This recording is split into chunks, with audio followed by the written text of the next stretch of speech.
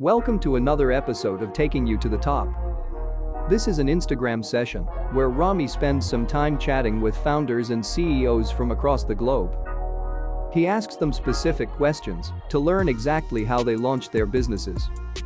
Before we get started with today's guest, please like and subscribe to our channel so you're notified when the next episode is released. Without further ado, are you ready to take it to the top?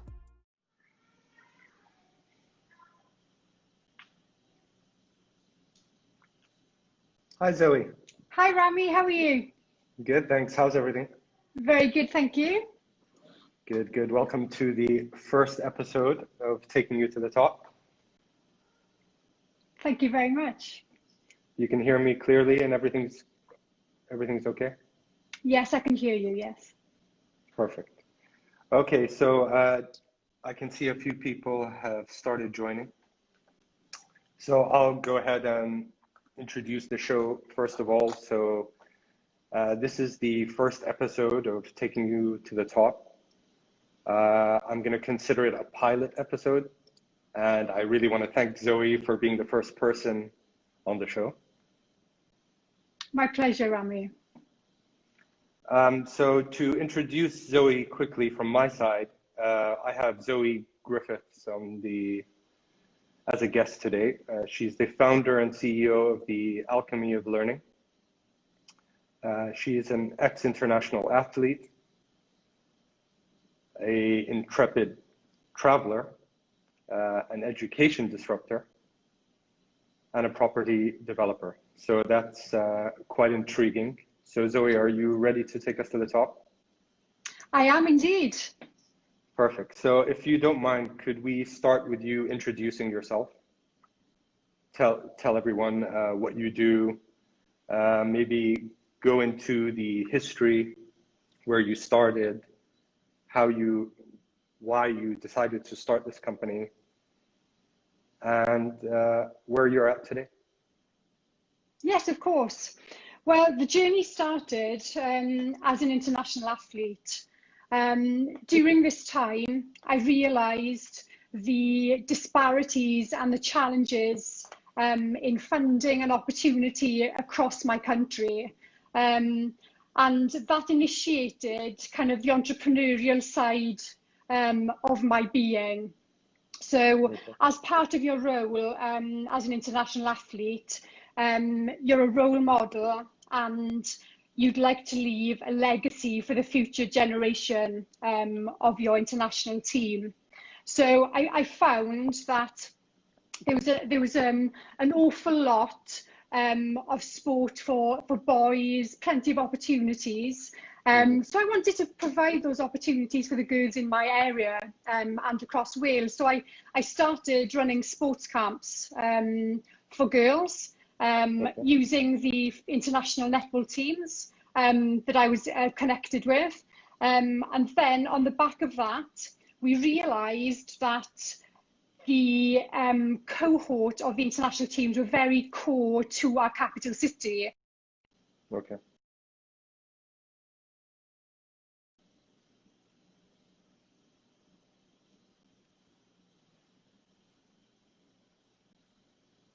Not sure what happened there. Let's call it a pilot technical error.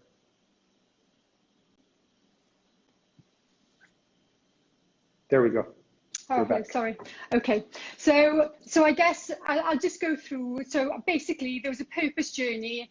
We needed to provide opportunities for girls and for prospective international netball players to have a player performance pathway into the national team. So I created a company called Free Spirit Sports, and I created partnerships with the Sports Council for Wales and the national governing body for the sport, and we created a centre of excellence, an elite centre of excellence for girls.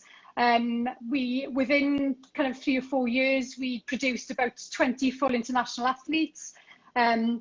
On the back of that, I then run sports camps for girls.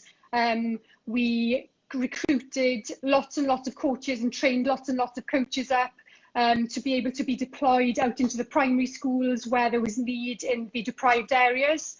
And and that also as part of that to raise the profile, and I guess to be an advocate for gender equality. I took on a coaching role for a skills coaching role with a professional rugby team. Probably one of the first females in the country to do that.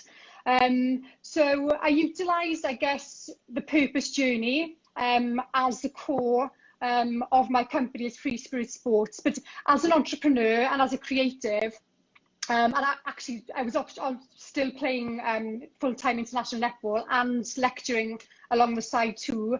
Unfortunately, I learned the big mistake of kind of entrepreneurship, and you become the brand, you become the business, and everything is based around you. And I completely burnt out, and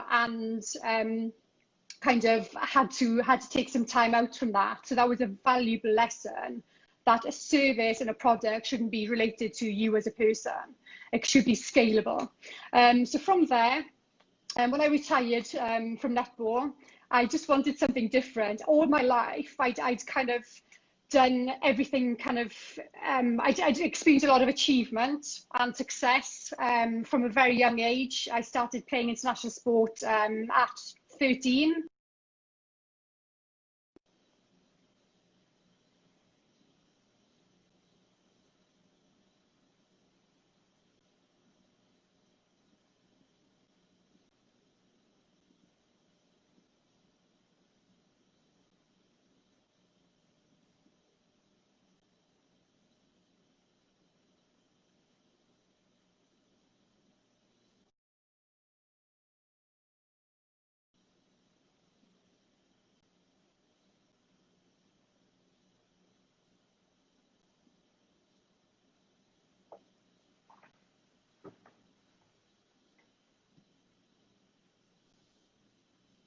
Back again? Yeah, sorry, we're back again.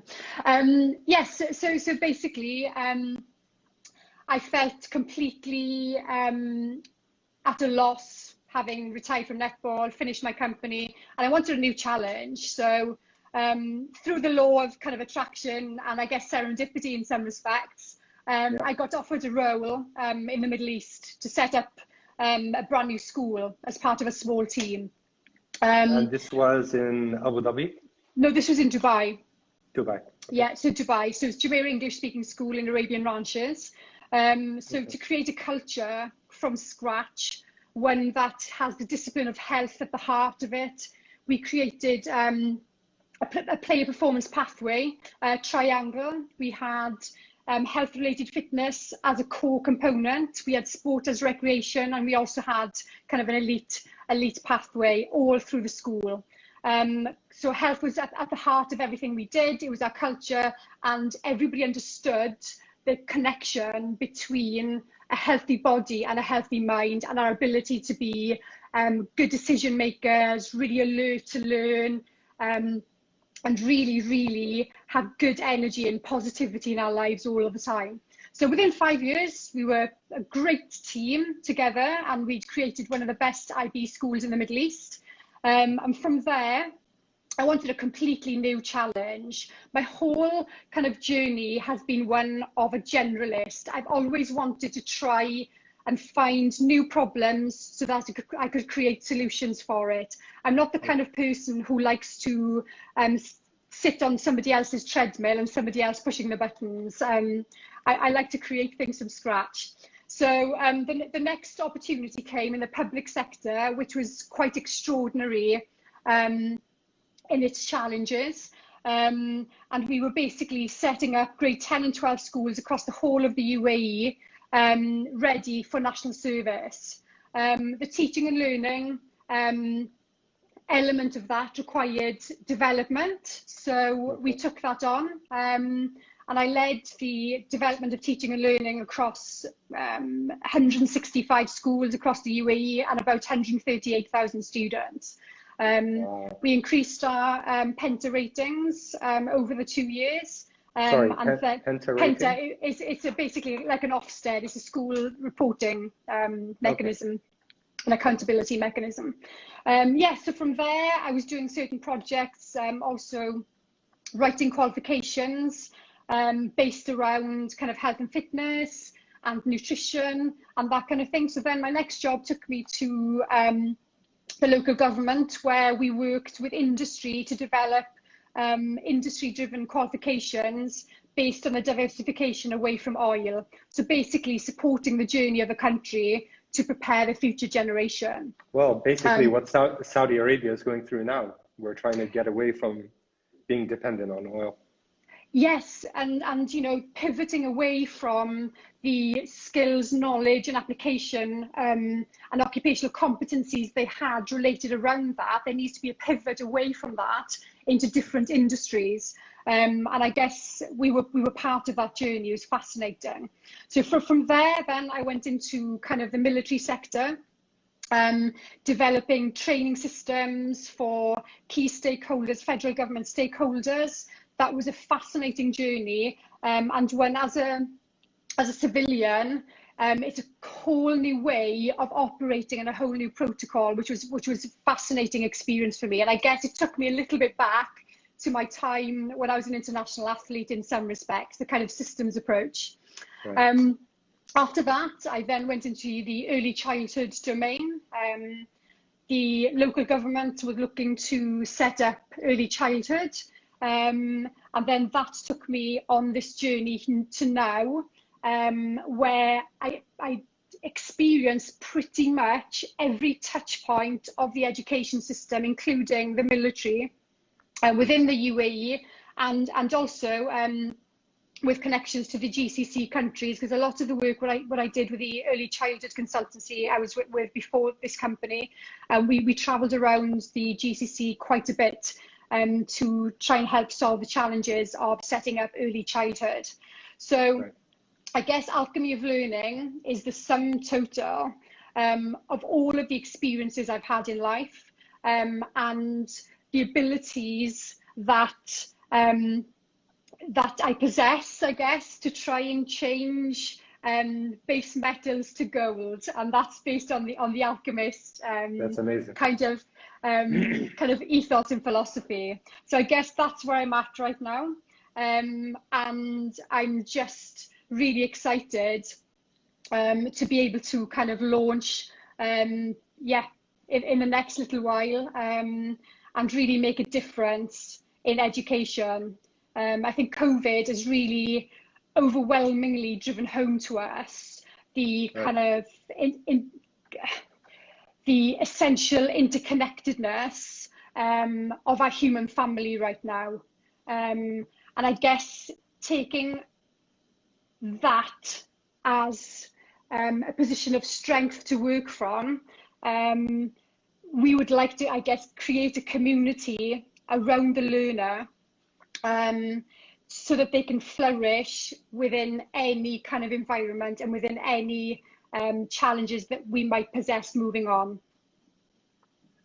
That's incredible. I mean, I remember when I was asked about why I didn't join my father's company, it was because exactly what you mentioned, where you had to experience everything else and bring it together so that you can use all of the abilities you've gained over the years from all the experience to start your own company. I think that we learn best from, not from a device given, but from experiences that you have in life. It needs to hurt, it needs to sure. have meaning to you, and it needs to have purpose. And I think that's really, really important. Okay. So I want to touch up a little bit on the alchemy of learning. Yeah. I sort of understand the journey and the purpose, but what will it do eventually when you launch fully? How do you see the future of your company?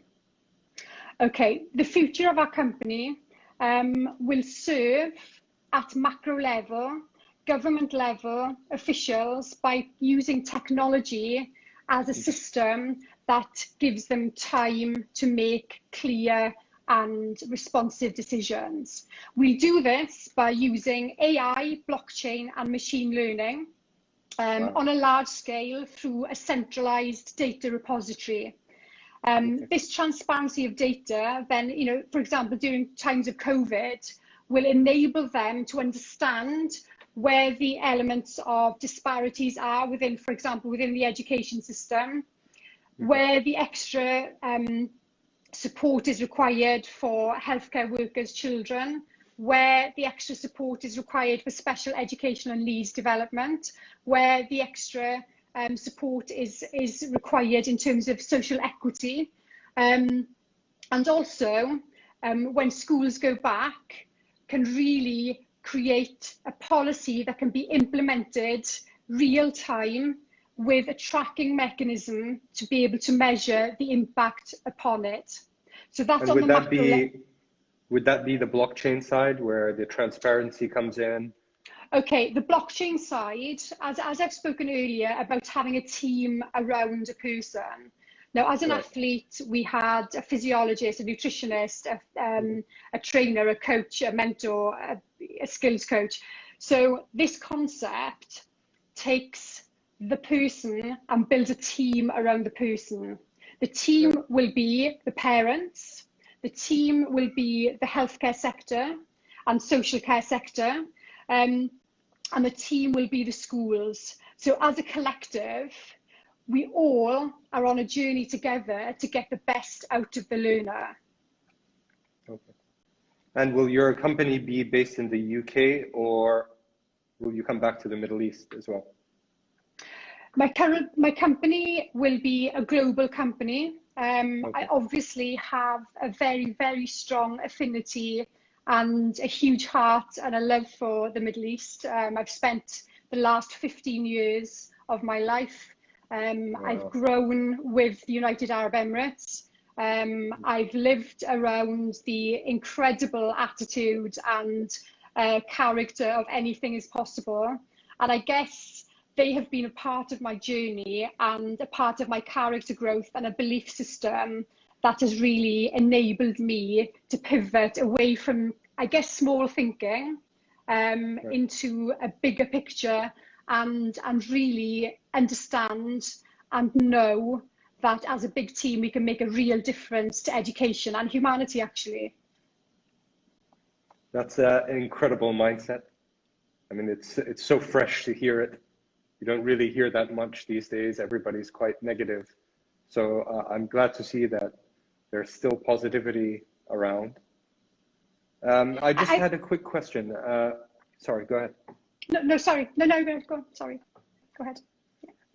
I had just a quick question. In general, when someone's launching a company, how do you usually, what's the strategy to your launch? I mean, do you go to the highest levels from the get-go, or do you use paid marketing to get the word out for a company?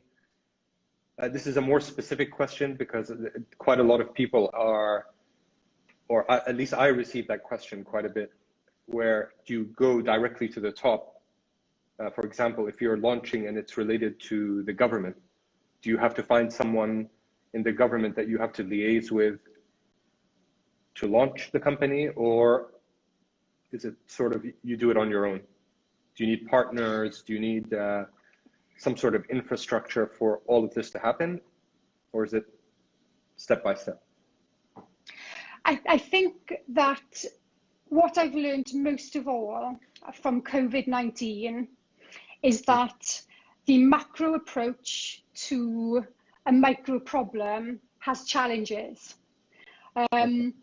So on a local level, it's really, or a micro level, it's really important to be able to launch and engage and take on the co-creation attitude and mindset to bring everybody on the journey with us.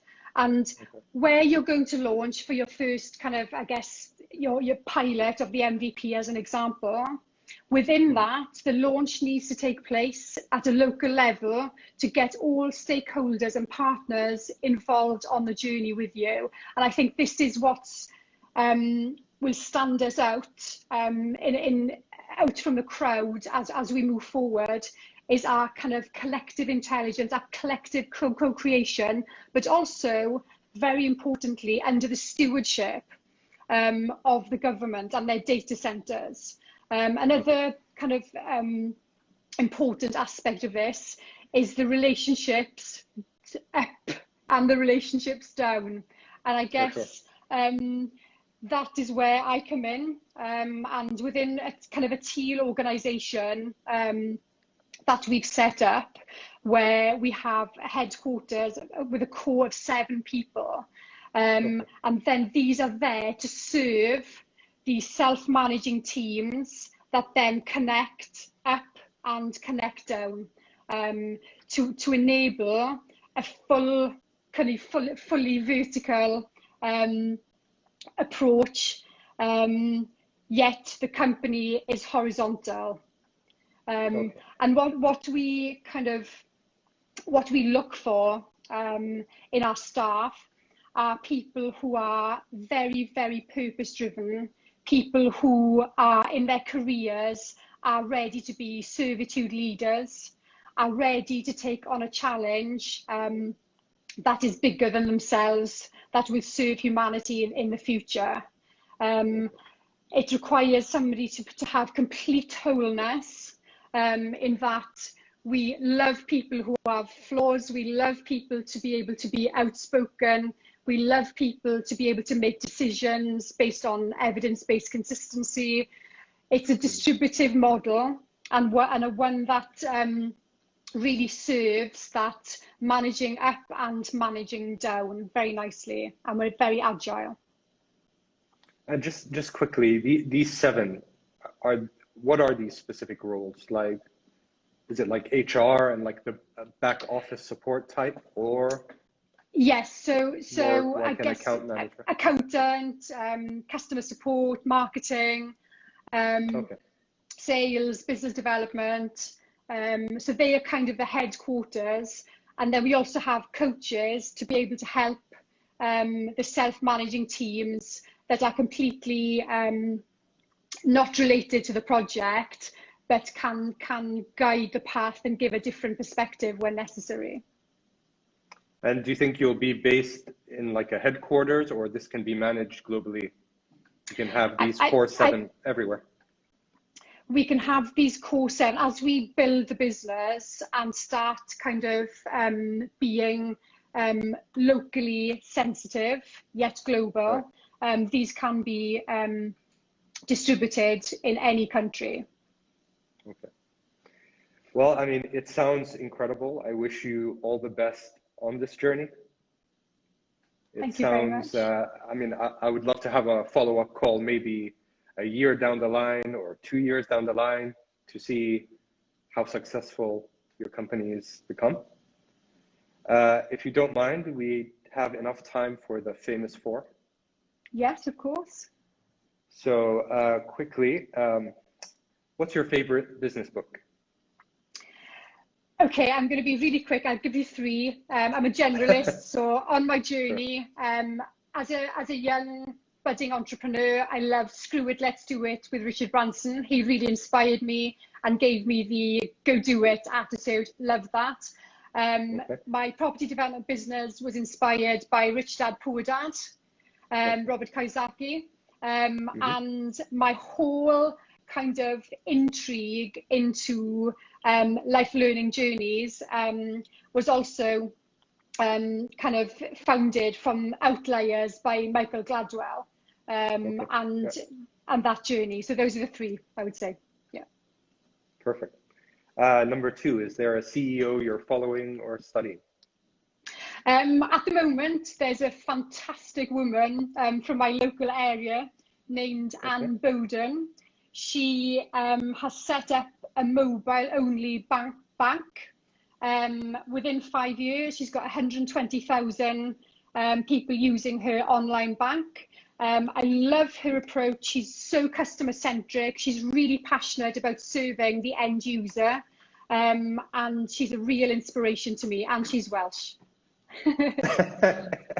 Can you just repeat her name one more time, please? Yes, Anne Bowden. And the name of the bank is Starling Bank. Nice name.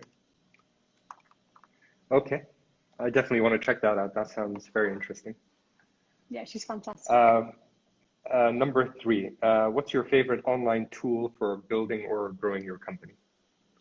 Well, I guess I've got to go straight for my weakness, which is kind of marketing. So I've recently found HubSpot, and I should be using HubSpot for marketing, sales, and my customer services from now on. Amazing. And the final question, how many hours of sleep do you get every night? 7.5 hours. Okay, good. So close to the recommended 8. Yes. Yeah. Well, Zoe, thank you so much for being the first person on the show once again. I hope this takes off. I mean, if it does, I'll definitely have you back on the show for an update. So thank you very much once again. And thank you very much for reaching out. It's been a pleasure talking to you. And an even bigger pleasure learning about your journey, also with your books and your online presence, which you've obviously got very right. Wish you all the very best with your podcast series, and yeah, looking forward to chatting to you some other time soon, hopefully. Perfect. Thank you so much. Thank you, Rami. Take care. Take care, Zoe. Bye-bye. Bye-bye. Bye-bye.